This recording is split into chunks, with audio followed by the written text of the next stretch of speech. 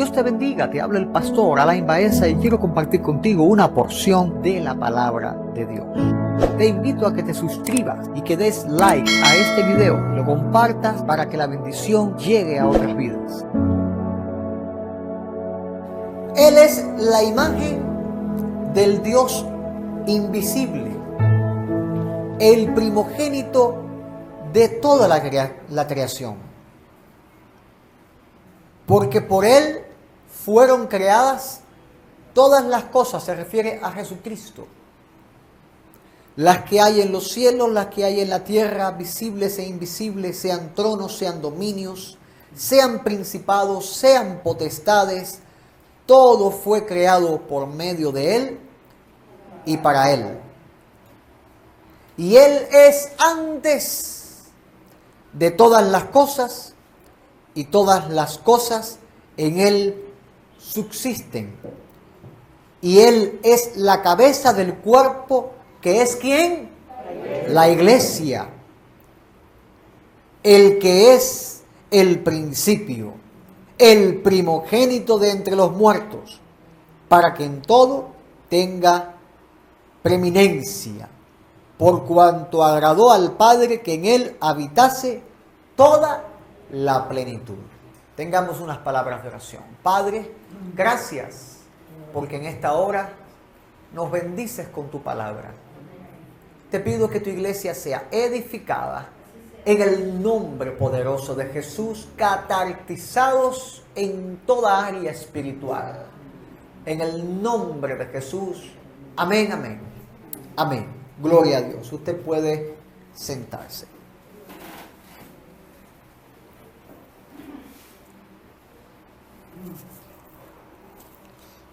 El compromiso con Cristo es un compromiso que debe ser completo, no a medias. Si tomamos la boda natural, el matrimonio como ejemplo, como lo toma la Biblia también, el matrimonio, y uso ese ejemplo que Dios mismo usa en su palabra, nos habla de que Cristo, como cabeza de la iglesia, tiene ese predominio y esa autoridad sobre la iglesia. Como la palabra dice, porque el marido es cabeza de la mujer, así como Cristo es cabeza de la iglesia, habla de que la iglesia es su cuerpo y Cristo es su Salvador. Ese es el significado original de Efesios capítulo 5, versículo 23. Pero al usar el término matrimonio está hablando de un compromiso, no a medias, sino un compromiso completo. Cuando usted se casó, usted hizo un compromiso completo, ¿verdad? Esposo que está presente, esposa que está presente, cuando usted se casó hizo un compromiso completo. Usted no se comprometió, bueno, me voy a casar contigo para estar los primeros 15 años. Luego de ahí ya vamos a terminar el compromiso y yo me largo. ¿Usted aceptaría eso? Yo por lo menos yo no. Porque el cristiano, por lo menos, digo, el concepto del cristiano es que el matrimonio es para toda la vida. Para toda la vida. No hay un pensamiento, no debe existir un pensamiento que sea, bueno, si esto falla me divorcio y ya, rampán. No. A pesar de los fallos tiene que haber perdón, tiene que extenderse el compromiso y, como decimos acá en Cuba, echar para adelante. Echar para adelante, ¿verdad? Haciendo un paréntesis, también tenemos el consejo bíblico que si está casado con un impío y no consiente estar con usted por ser cristiano o por ser cristiana, en este caso. El mismo Pablo dice, no están sujetos a yugo de esclavitud. Pero si su cónyuge, que no sea cristiano, le consiente que usted crea en el Señor y usted viva para el Señor como el Señor pide, el Señor dice en su palabra, bueno, no se separe, quédense porque su mismo esposo va y llega un momento, esposa, llega un momento en que es convencido por el Espíritu y es rescatado de la muerte. Y también el Señor habla, cuando se le preguntó acerca del divorcio, el Señor mismo no permitía el divorcio, pero dijo, a no ser por causa de fornicación. Y esto es muy interesante para entender a Cristo como cabeza de la iglesia, a Cristo como marido de la esposa. Es muy importante comprender estos principios espirituales y órdenes que Dios ha dado sobre el matrimonio, porque el cuerpo de Cristo, que es la iglesia, tiene que efectuar un compromiso completo con la cabeza, que es Cristo. ¿Cómo pudiésemos decir nosotros que estamos sujetos a nuestra cabeza, que es Cristo, si nuestro compromiso es a media? ¿Cómo puede decir una persona que es parte del cuerpo de Cristo si no está comprometida con la cabeza, que es Cristo? ¿O cómo puede decir que está comprometido con la cabeza, que es Cristo, si no forma parte del cuerpo, que es la iglesia? Espero que al momento usted ya esté comprendiendo lo que yo quiero decir. Hay mucha gente que en su casa dice, yo no voy a la iglesia por esto y por aquello, pero yo amo al Señor, yo oro, yo leo la Biblia y te voy a decir algo. ¿Esas cosas hacen que tú creas en Cristo? Sí, pero que seas parte del cuerpo, no. Porque hay una palabra que tiene la Biblia para los que forman parte del cuerpo de Cristo, y es la palabra congregación. Amén. Amén. Gloria a Dios. Es la palabra congregación. Cristo no es un cuerpo decapitado. Si usted se aleja de la casa de Dios, si usted se aleja de la congregación de los justos, usted está haciendo como hacían los israelitas, que se alejaban del campamento y morían en el desierto. Y el Señor dice que no permite el divorcio. Dios dice, no permito que nadie se vaya del cuerpo, a no ser por causa de fornicación. Y esa fornicación, ¿qué cosa es? Sino el amor al mundo, el amor a la vanagloria de la vida, el amor a los deseos de la carne. Eso es fornicación. De hecho, es el único pecado que es comparado con la hechicería. El pecado de fornicación, porque es una idolatría, porque el cuerpo es templo del Espíritu Santo, y al fornicar con el mundo, escuche bien esto, es dar lugar a cosas que no son de Dios en ti, en tu vida. Al fornicar con el mundo estás trayendo ídolos al templo del Espíritu Santo. Un ídolo puede ser, me voy a meter en el callejón de las trompadas. Un ídolo puede ser específicamente la necesidad de tu barriga, la necesidad del estómago. Hay que buscar el alimento antes de ir a la casa de Dios. eso es un ídolo. Porque el Señor dijo, cuando tuvo hambre y le fue tentado con comida, convierte las piedras en pan, no solo de pan vivirá el hombre, sino de toda palabra que sale de la boca de Dios. Y si Dios es poderoso para alimentar a los pajarillos que no trabajan, que no hacen nada, como el Señor le dijo, ¿no nos alimentará a nosotros el Señor si buscamos su reino y su justicia debidamente? Amado, ¿el sustento de Dios está limitado? No, no está limitado. Si Dios tiene que proveer y abrir los cielos y hacer llover maná para que su pueblo coma, Dios lo vuelve a hacer porque para Él nada es imposible. Pero si Cristo es tu cabeza, tú no puedes amputar la cabeza. Es curioso como el cuerpo se le amputa un pie a alguien y vive. Pierde un dedo y vive. Le quitan un brazo y vive. Inclusive hay personas que no tienen ninguna de las 4 extremidades.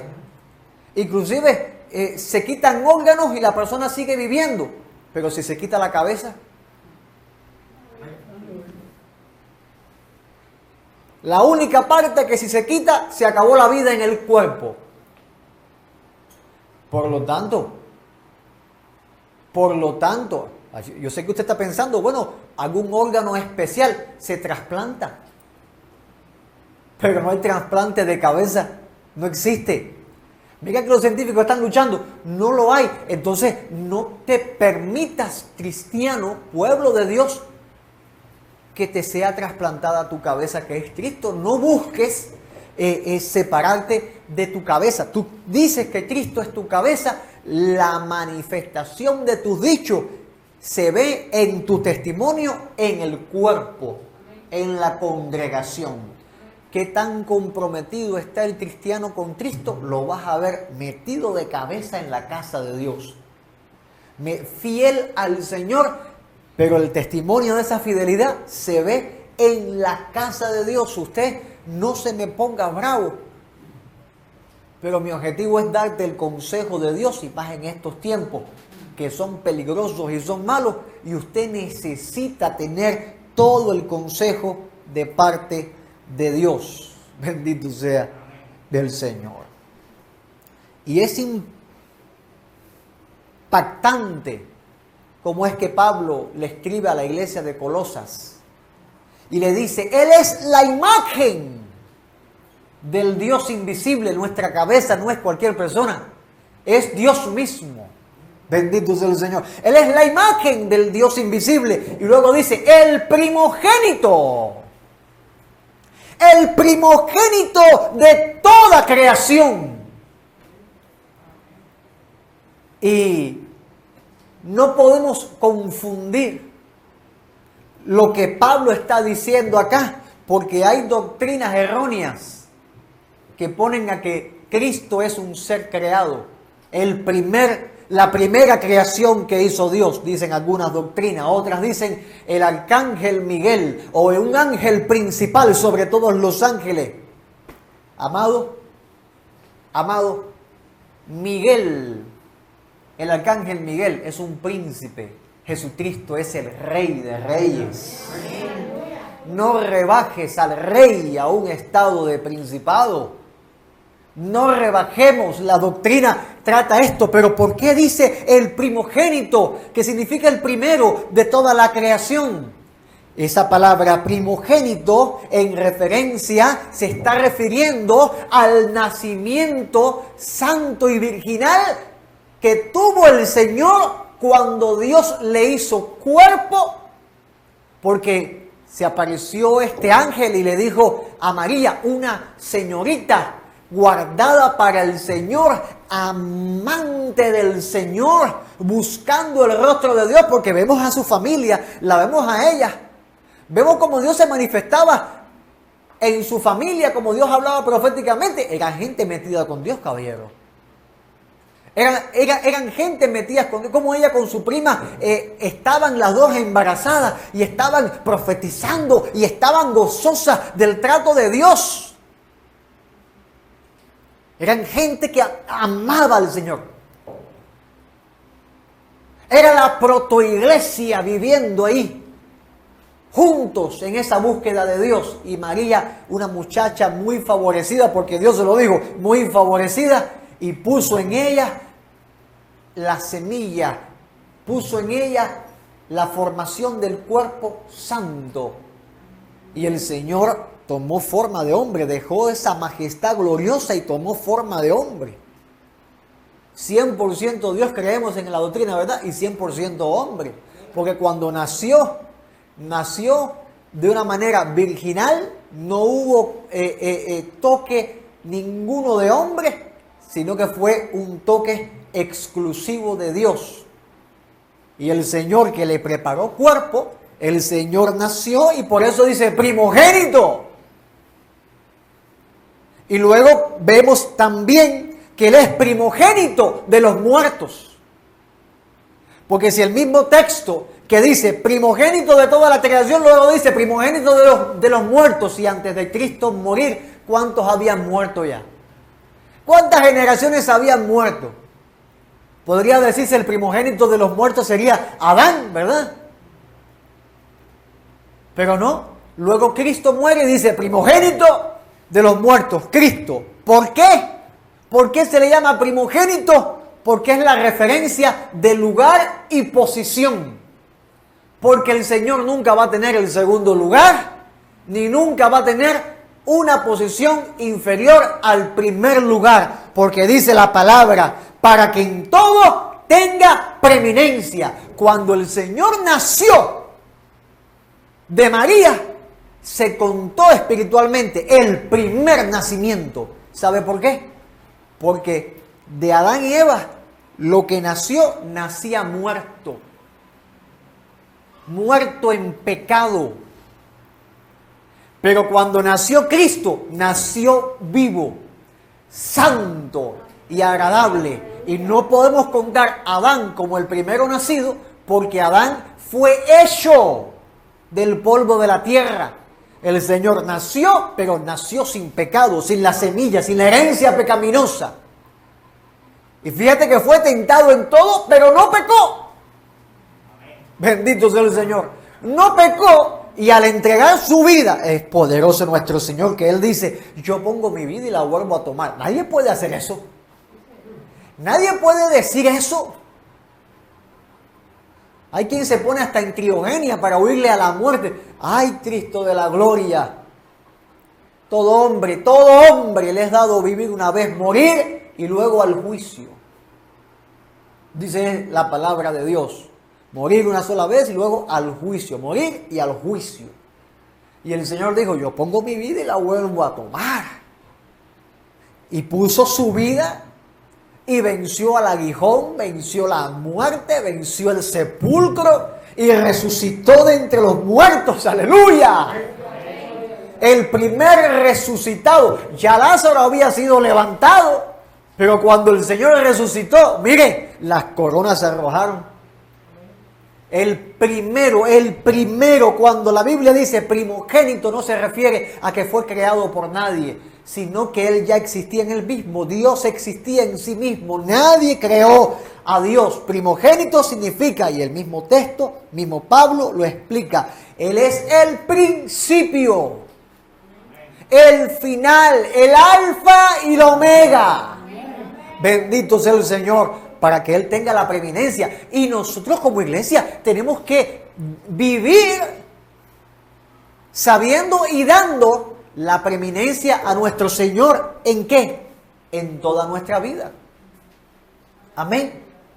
En toda nuestra vida tiene que tener preeminencia. ¿Cómo podemos decir que estamos sujetos a Cristo si Él no tiene preeminencia en nuestra vida? Si no nos acotamos al orden que Dios ha dado. ¿Cuál es ese orden? Primera de Corintios capítulo 11 versículo 3. Dice la palabra: quiero que sepáis, dice Pablo, que Cristo, ¿de quién habla Pablo? Cristo. ¿De quién habla Pablo, por favor? Cristo. ¿De quién habla Pablo? Cristo. Amén. Quiero que sepáis que Cristo es la cabeza de todo varón. ¿Quién es la cabeza de todo varón? Cristo. Dice, porque el varón es la cabeza de la mujer. Y Dios es la cabeza de Cristo. Lo dice la palabra de Dios. Amén.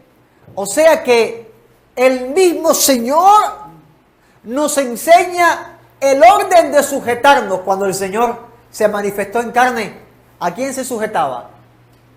Al Padre. Al Padre. Incluso aún en la muerte le encomendó el Espíritu. Padre, en tu mano encomiendo mi espíritu. Yo no digo nada que no haya oído decir al Padre. Todo lo que hacía, todo el mensaje que dijo fue recibido por el Padre. Y cuando enseñó a orar a los discípulos, que dijo, oraréis así: Padre nuestro que estás en el cielo. Mira la bondad del Señor, que no dijo ya Padre mío, sino que nos incluyó en la congregación de los hijos. Y dijo, Padre nuestro, esa palabra nuestro, que nos incluye de tal manera, amén, yo creo que es la mejor inclusión que usted pueda tener. Mira que el mundo anda buscando los códigos inclusivos, ¿verdad? Que la gente se siente excluida por su pecado. Y el Señor te quiere incluir como hijo. Usted ha sido incluido, Padre nuestro, aleluya. Pero está diciendo Padre. Si Dios es tu cabeza, si Cristo es tu cabeza, tienes que darte cuenta que tú tienes un Padre. Y Dios tiene que ser reverenciado como Padre. Honra a tu padre y tu madre. Dios enseñó en el mandamiento para que tus días en la tierra sean, ¿qué cosa? Alargados. O sea que si alguno quiere ver bendición, honre a Dios. Honre a Dios sobre todas las cosas. Bendito sea el Señor. ¿Y cómo podemos honrar a Dios nosotros, la iglesia? Pedro lo deja claro. En la primera carta, en el capítulo 2, en el versículo 11, Pedro le habla a la iglesia y le dice, amados, yo os ruego como extranjeros y peregrinos. ¿Por qué Pedro se refiere a la iglesia de esta manera? ¿Por qué? Porque esta es la condición de la congregación de los hijos aquí en el planeta Tierra. Extranjeros y peregrinos. Usted no pertenece a este mundo. Si a usted le suena raro o le suena que esto es algo de locos, entonces bendita locura, y si a usted le suena así, termínese de convertir.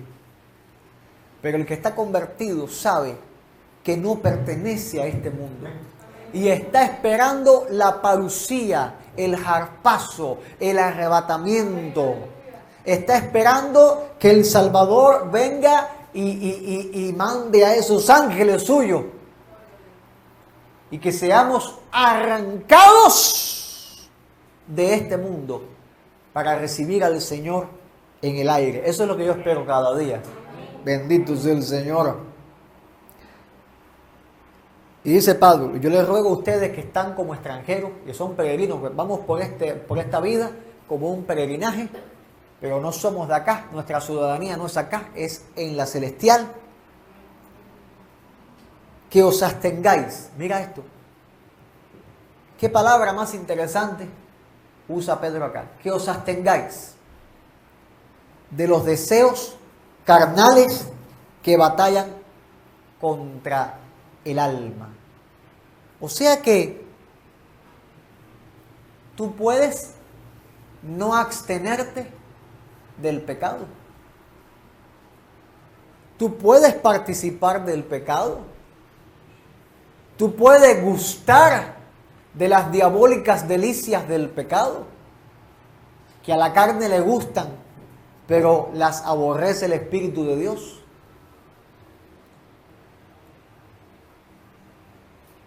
Yo os ruego que os abstengáis. El apóstol Pedro rogándole a la iglesia, no lo hagan, por favor. Se los pido, no lo hagan. ¿Por qué? Porque al Padre no le agrada. Porque esas cosas no vienen del Padre, los deseos de los ojos, los deseos de la carne, la vanagloria de la vida, eso no viene del Padre. Y si la iglesia participa de estas cosas, no va para el Padre. Porque no está caminando en Cristo. Porque el caminar en Cristo es un camino no espacioso, sino bien estrecho, donde solamente pasa tu alma. Bendito sea el Señor. No van a pasar nada más. No te vas a llevar nada más. Tu espíritu vuelve al Padre. Nada más te puedes llevar de este mundo. Y Pedro dice, abstente de los deseos carnales que van a estar batallando. Eso es una pelea que no va a terminar hasta que Cristo venga por ti. Esta pelea de no tener ganas de orar, esta pelea de no tener ganas de leer la Biblia, esta pelea con los deseos de la carne, no van a cesar hasta que Cristo venga por ti. Por lo tanto, tenemos que ceñirnos de toda la armadura de Dios y pelear la buena batalla. Pelear la buena batalla, amados, esa es la vida cristiana. Esa es la vida cristiana, bendito sea el Señor. Manteniendo, dice, buena vuestra manera de vivir, un buen testimonio en todo tiempo, porque la mejor predicación que tú tienes es tu propia vida. La mejor predicación es tu vida, lo que la gente está viendo en ti. Bendito sea el Señor. Los gentiles, los que no conocen al Señor, ellos te van a estar viendo. Y escúchame, hay gente que te va a estar mirando y no se va a convertir a Cristo nunca. Pero Dios le va a pedir cuenta y tu testimonio habrá de ser parte de ese juicio. Cuando digan, yo siempre creí en ti o nadie me predicó, tú lo estabas viendo. Yo te lo mostré a mi hijo, cómo vivió piadosamente y tú nunca quisiste creer. Bendito sea el Señor. Porque un día, ahora ellos murmuran de ti, pero un día van a glorificar a Dios por causa de tus buenas obras, lo dice la palabra de Dios. Van a doblar rodillas, van a reconocer que Cristo es el Señor y van a reconocer que verdaderamente tú eras un hijo de Dios. Por lo tanto, nosotros tenemos que confesar a Cristo en todo tiempo, amado, en todo tiempo. Y ese todo tiempo es cuidando nuestro testimonio. Y mira qué interesante esto. Dice la palabra, no dejar de congregaros como algunos tienen por costumbre. ¿Qué testimonio da el cristiano que no se congrega? Perdóname. ¿Qué testimonio da el cristiano que no se congrega? Un mal testimonio. Lo siento, no puede tener un mal testimonio. Ahora, yo le decía a una persona, la congregación es como un ciclo de medicamentos. ¿Cuántos han tomado antibióticos? Amén, casi todos, ¿verdad? El antibiótico tiene un ciclo, ¿verdad? Y si usted interrumpe ese ciclo, el antibiótico no hace el efecto y hay una gran posibilidad de que la enfermedad vuelva para atrás con más fuerza. Entonces, ¿sabe lo que le pasa a muchos cristianos en su vida espiritual, que la siente como un caos? Que siempre se toma un antibiótico un día a la semana. Entonces no despega su vida espiritual. Porque de culto en culto, a lo lejos lo vemos. Entonces, vas a decir que estás comprometido con Cristo, que es tu cabeza, cuando no estás cumpliendo el compromiso con su cuerpo, que es la iglesia. Vuelvo a la alegoría del matrimonio. Ponte de pie. Mi hermana Daisy se casó con Tomás, ¿cierto, verdad? Aquí está la conciencia, se casó con quien es él. Pero ella hace uso de todo lo que es él. Y su compromiso es con él, pero también con todo lo que es él. ¿Cierto o falso? Y lo mismo el varón. Entonces, ¿quieres compromiso con Cristo? Te toca todo lo que es Cristo. Te toca compromiso con la casa de Dios. Te toca compromiso con la casa de Dios. Gracias, mi hermano. Te toca compromiso con la casa de Dios. Dile que está a tu lado. Te toca compromiso con la casa de Dios. Te toca compromiso con la casa de Dios. Bendito. Y por favor, no pongas excusas, porque delante de Dios no vamos a tener ninguna. Aquí en la tierra tenemos el violín de los pero delante de Dios toda lengua calla. Porque Dios sí sabe las cuentas, Dios sí sabe la matemática, Dios sí sabe las cosas como son. Bendito sea el Señor. Porque cuando nosotros decimos, ay, no tengo tiempo para orar, el Señor te puede decir, de tantas horas en el día, tú descansaste y dormiste y hiciste y a mí me diste 15 minutos. Dios nos está llamando a ser una iglesia intercesora. Y para ser una iglesia intercesora tenemos que estar bien ubicados con nuestra cabeza. Porque la oración es en el nombre de Jesús. Tenemos que tener bien ubicado nuestra cabeza. Amado, bendito sea el Señor. Sed pues imitadores. ¿Imitadores de quién? De Dios. De Dios como hijos amados. Mimites es la palabra imitador, o sea, copiar. Como cuando el niño está pequeñito y todo lo que uno hace el niño lo repite.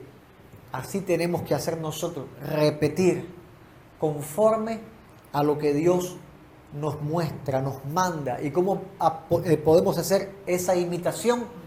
No porque usted pueda ver a Dios, porque ciertamente nadie verá a Dios y queda con vida, ¿verdad? Sino que a través de la palabra vivimos ejemplarmente para poder transmitir ese ejemplo. Como dice Pablo, sed pues imitadores de mí como yo de Cristo. O sea, tenemos que esforzarnos a vivir ejemplarmente, testimonialmente, y más ahora que Cristo está a la puerta. Para que nuestro testimonio, para que nuestra imitación, amado, hasta gane las almas. Bendito sea el Señor. Andar debidamente sería una correcta interpretación de esa identidad espiritual de ser imitadores de Dios. Como dice Pablo a la iglesia de Éfeso en el capítulo 5, en el versículo 2. andad en amor. Mira esto. Imitar a Dios sería caminar en amor. ¿Usted cree que Cristo caminó en amor? Yo creo que sí. Porque decirle a un leproso, quiero ser salvo, y tocarlo, si no es que se compadeció, si no es con amor, no lo hace. Bendito sea el Señor. Y dice la palabra, andad en amor como también Cristo nos amó. Y eso está más fuerte. Porque Cristo, cuando nos amó, Cristo se entregó a sí mismo por nosotros. Y aquí carecemos un poco de, nosotros, ¿no? Porque nosotros todavía no nos entregamos aquí por nadie. ¿Alguien se ha entregado aquí por alguien más? Entonces, ¿cómo podemos entregarnos?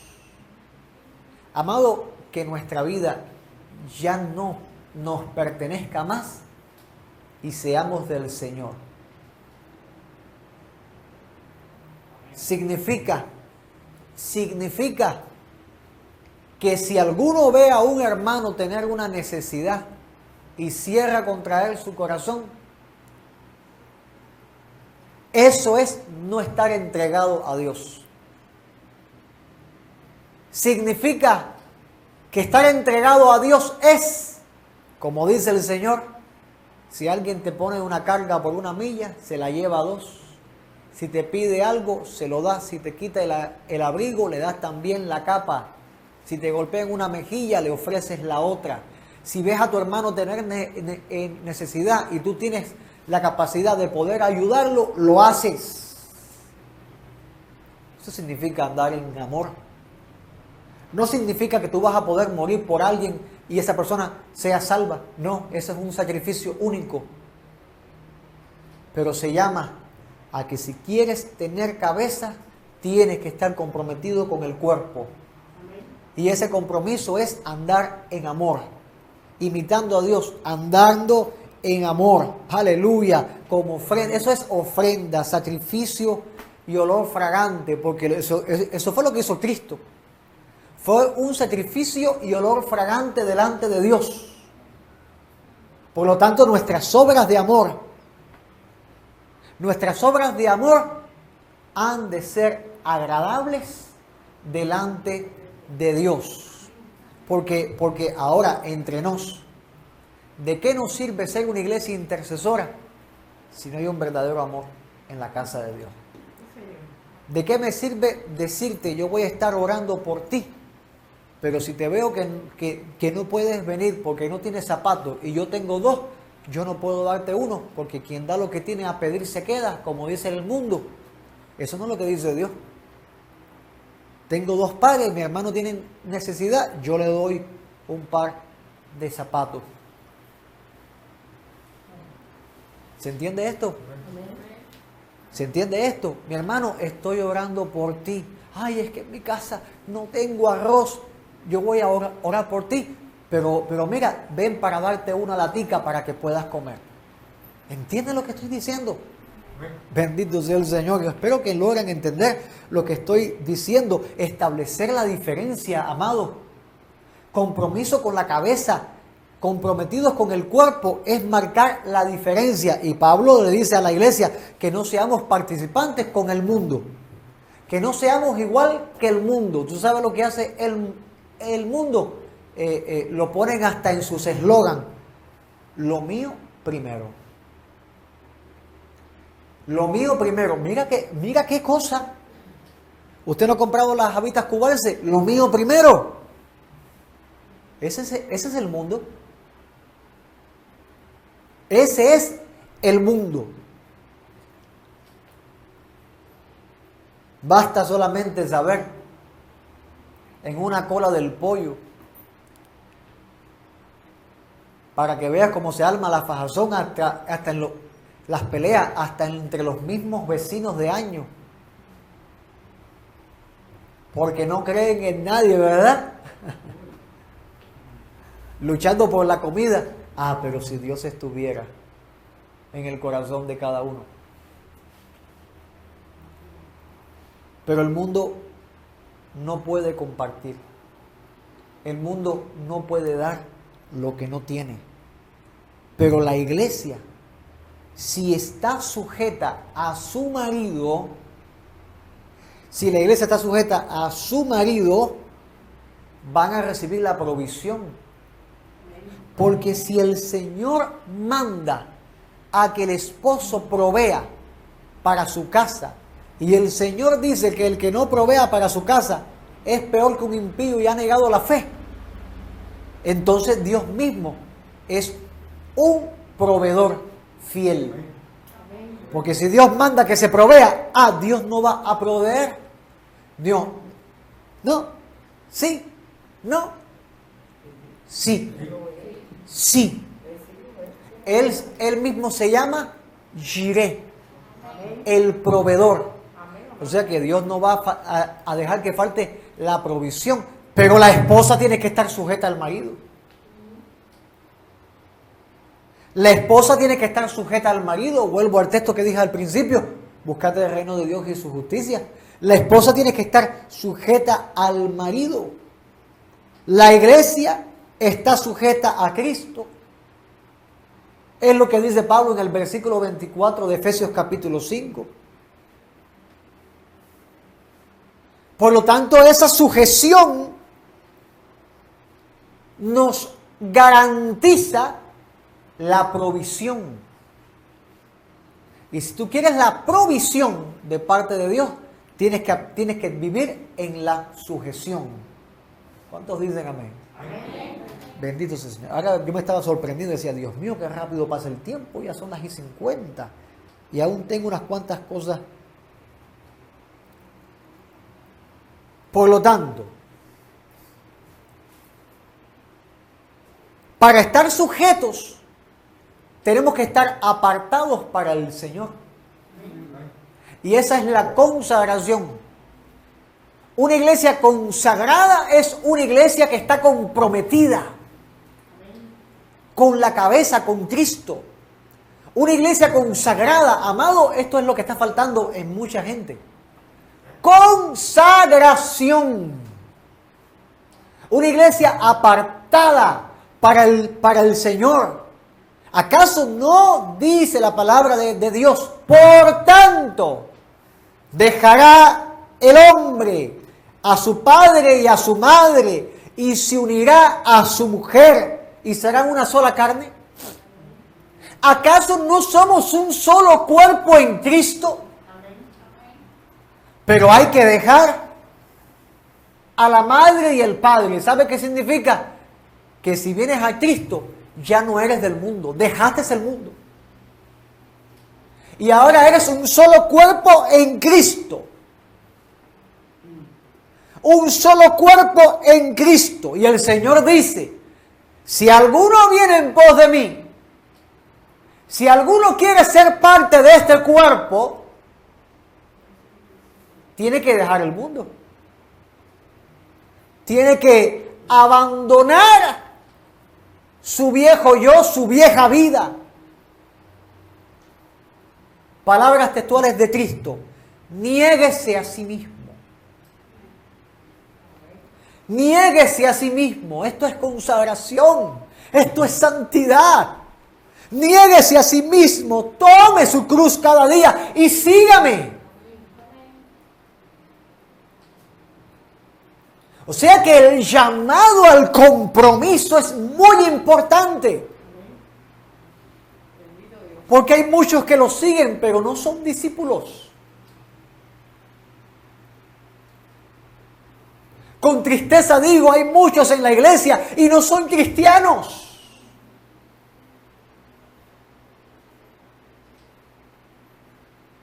Muchos hay en los hospitales y no son médicos.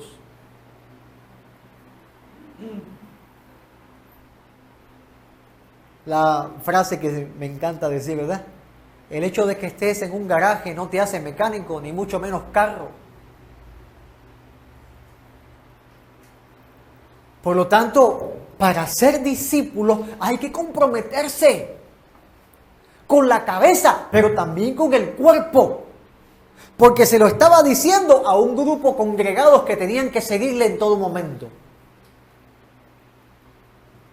Y cuando se alejaron de él, ¿qué pasó? Tropezaron. ¿O no tropezó Pedro negándole 3 veces? ¿O no tropezaron los otros huyendo despavoridos que no sepan que eran discípulos de ellos, escondiéndose?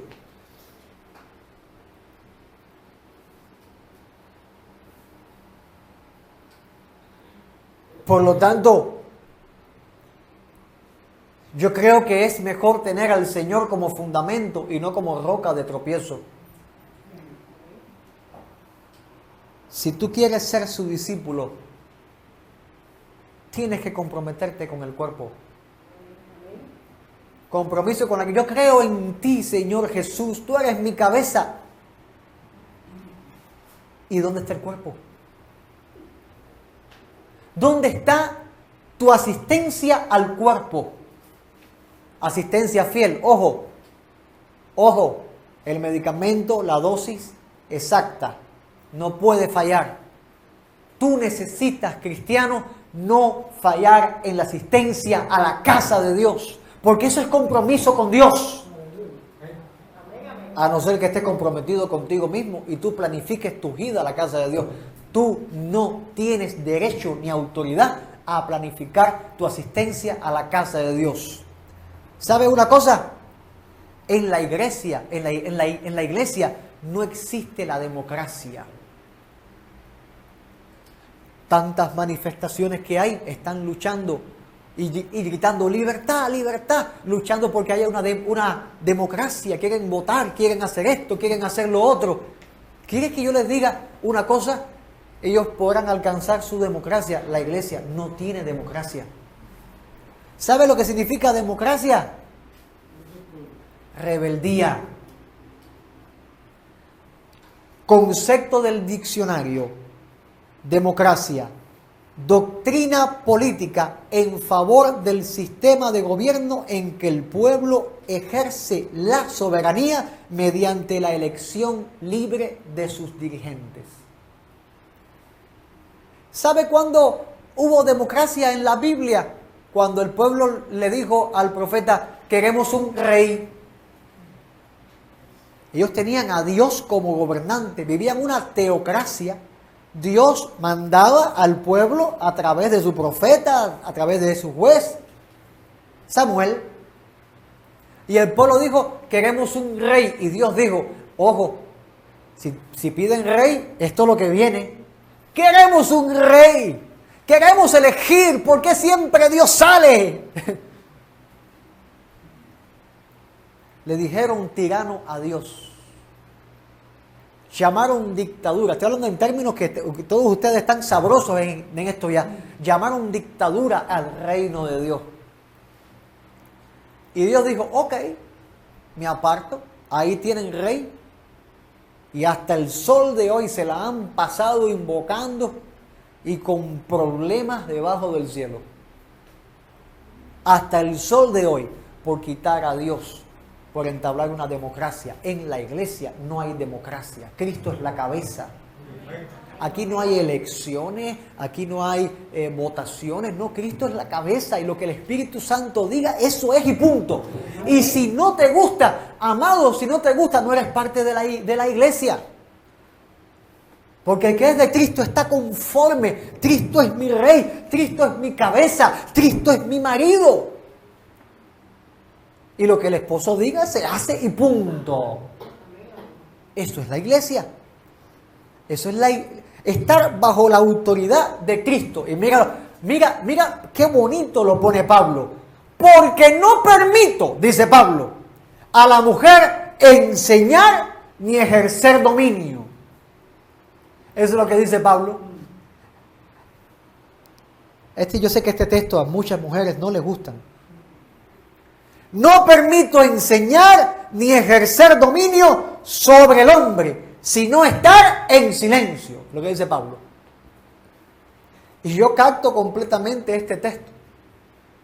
Lo entiendo completamente. La iglesia no tiene poder para enseñar a Dios nada. Ojo,